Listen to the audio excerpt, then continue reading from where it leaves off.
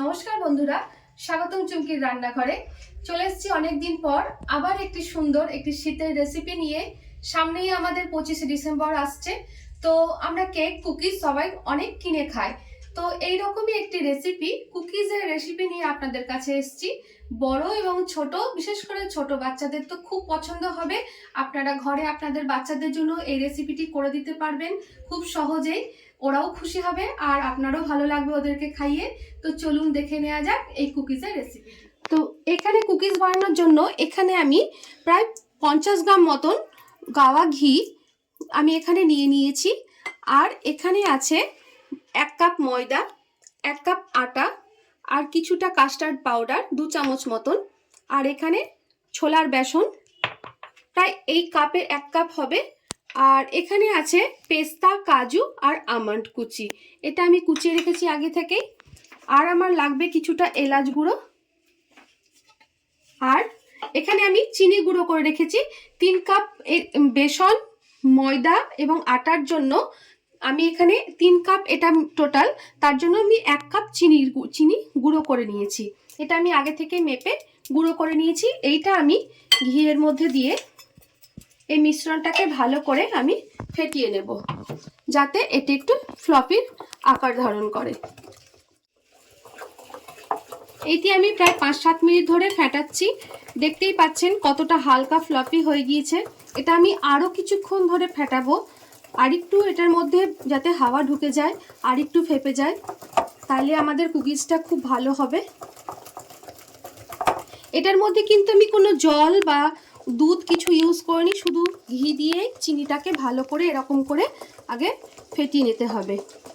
আমার কাছে electric Blender ছিল, কিন্তু তবু আমি এটা দিয়ে করছি, এই হুইস্কটা দিয়ে। তাহলে সবাই সবার ঘরে করতে পারবে। সবার ঘরে তো ব্লেন্ডার থাকে না, তো সেই জন্য আমি এটা দিয়েই করছি, যাতে সহজে সবাই সবার ঘরে সবার বাচ্চাদের জন্য বানাতে পারে।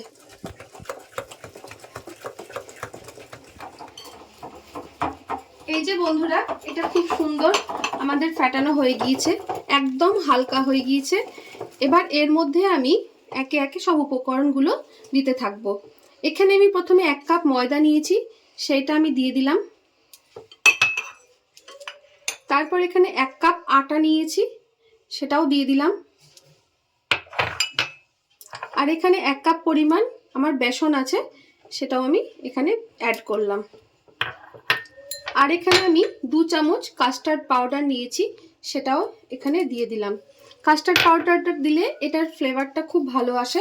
কাস্টার্ড পাউডারটায় ভ্যানিলা এসেন্স ফ্লেভারের, সেজন্য ওখানে একটু অল্প করে এখানে আমি ভ্যানিলাটা দিলাম। প্রায় হাফ মুঠি মতন আমি এখানে ভ্যানিলা দিলাম। আর এখানে ছোট চামচের 1 চামচ আমি বেকিং সোডা দিলাম। আর এখানে হাফ চামচ আমি বেকিং পাউডার দিলাম। আমি ভালো করে মেখে নেব। আর এখানে আমি 1 চুটকি লবণ দিলাম। লবণ দিলে এর টেস্টটা আরো ভালো চলে আসবে।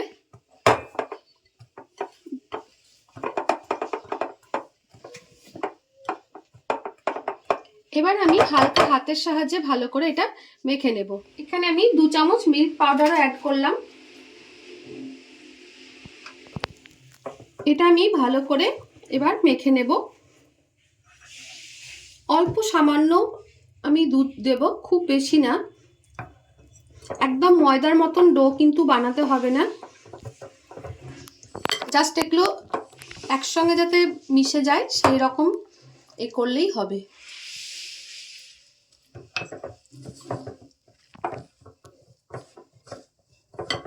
এখানে আমি যে কাজু, আমন্ড এবং পেস্তা কুচিয়ে রেখেছি, এখান থেকে আমি অর্ধেক অর্ধেক করে দিয়ে দেবো, আর অর্ধেকটা করে আমি গার্নিশিং এর জন্য রাখবো।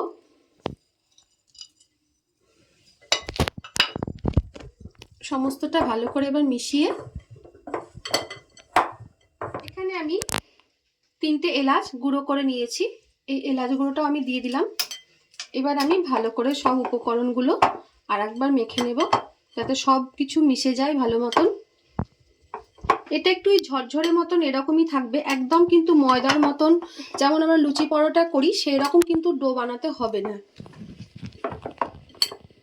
ঠিক এই রকম।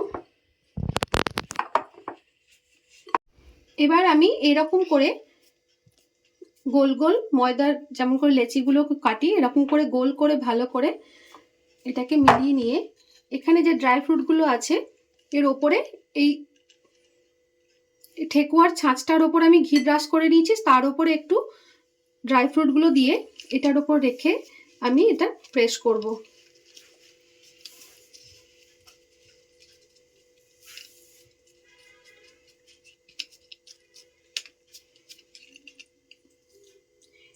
এইভাবে করলে এই ড্রাই ফ্রুটগুলো ওপর থেকে দেখা যাবে এবং এগুলো যখন বেক হবে তখন খেতেও খুব সুস্বাদু হবে। এইভাবেই আমি সবগুলো করে নেব।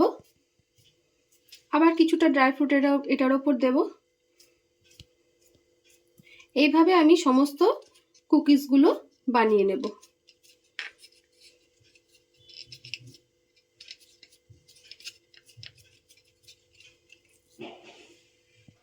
এগুলো আমি সাজিয়ে নিয়েছি। এবার ওপর থেকে একটু আমি ভালো ঘি ব্রাশ করে দেব। টেস্টটাও ভালো হবে আর টেক্সচারটাও খুব ভালো আসবে, কালারটা। একটু ওপর থেকে আমি ঘি ব্রাশ করে দিলাম। এটা কিন্তু আমি সম্পূর্ণ ঘি দিয়ে করেছি, আপনারা চাইলে বাটার দিয়েও করতে পারেন। বাটার দিয়ে আরেকদিন আমি করে আবার ভিডিও দেব। আজকে আমি এটা পুরো ঘি দিয়েই বানালাম। ব্যাস হয়ে গেল। এবার এটা আমি এখানে 10 মিনিট আগে এই কড়াইটা গরম করতে দিয়েছি আর কিছুটা লবণ দিয়ে দিয়েছি।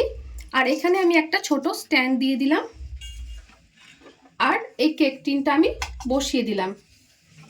এবার একটি আমি ওপর থেকে হালকা করে ঢাকা দেব। পুরোটা ঢাকা দেব না, মানে একটু যাতে বাষ্পটা বেরোয় সেরকম ফাঁক রাখবো। রেখে এটা আমি 10 মিনিটের জন্য লো হিটে বেক করতে দেব। তো ফিরে আসছি 10 মিনিট। দেখতেই পাচ্ছেন খুব সুন্দর বেক হয়ে গেছে, একদম কালারটা চেঞ্জ হয়ে গিয়েছে। এবার আমি এটা নামিয়ে নেব। কিছুক্ষণ ঠান্ডা হওয়ার পর এটা এখান থেকে তুলব। তো তৈরি হয়ে গেছে বন্ধুরা আজকে চুমকির রান্নাঘরে এই লোভনীয় স্বাদের কুকিজ।